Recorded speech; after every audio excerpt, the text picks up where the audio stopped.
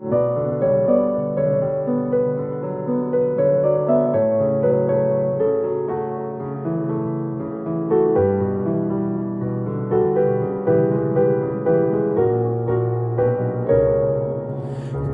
bao giờ dại khờ yêu ai mà có thể thay được mình đã sai. Quay đi quay lại cũng chẳng thương ai ngoài cô ấy cả.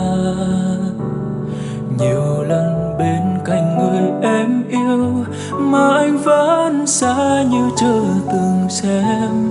Dù phía sau bao lần cơn đau anh giấu nhẹm. Không một ai mong muốn yêu thương mình, trao chẳng ai đón chào.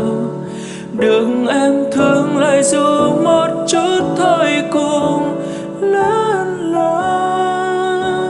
Giờ em biết em sẽ xa cách anh để giữ em với ai yên lành. Anh lại tìm mọi cách giấu em. Chẳng bao giờ dại khờ yêu ai mà có thể thay được mình đã sai. Quay đi